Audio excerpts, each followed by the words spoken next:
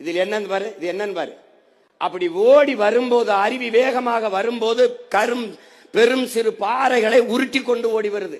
அதுல ஒன்னோடு ஒன்னு உரசி நொறுங்குது, சிறு சிறு துகள்களாக நொறுங்கி ஆற்றின் மேலே மணலாக படியுது.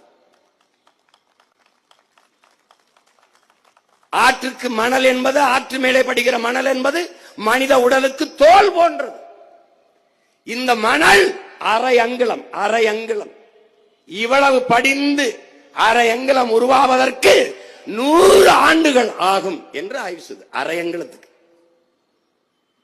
இப்ப பாரு, இந்த மணலின் சிறப்பு என்ன? உலகத்தின் தலை சிறந்த நீர் வடிகட்டி மணல், உலகின் தலை சிறந்த நீர் தேக்கி மணல் தான். இப்ப கோடை காலத்துல கூட அது என்ன, ஆத்துல போய் பார்த்தீங்கன்னா கொஞ்சோண்டு அப்படி தோண்டினா தண்ணி வந்துடும், என்ன தேக்கி வச்சுக்கிறான். அப்ப சிறந்த நீர் கட்டி அதுக்கு சான்ற பாரு. நீர் வடிகட்டி கடல்ல நீ பாரு, கடல்ல உப்பு கரிக்கும் தண்ணி எடுத்து குடிச்சின்னா உப்பு கரிக்கும். கடல்ல இந்த தண்ணி எடுத்து குடிக்க முடியுமா? உப்பு கரிக்கும். ஆனால் அரை அடி 2 அடி அப்படி தள்ளி போயிட்டு 2 அடி தள்ளி போயிட்டு இப்படி தோண்டின்னு வச்சுக்க, தண்ணி வரும், எடுத்து குடி, உப்பு கரிக்காது. காரணம் என்ன? அவன் வடிகட்டிடுறான். அவனை மாதிரி சிறந்த நீர் வடிகட்டி உலகத்துல கிடையாது. இப்ப நீ என்ன பண்ணிடுற? இந்த பாரு, அந்த மணலை நீ அள்ளி என்ன பண்ற?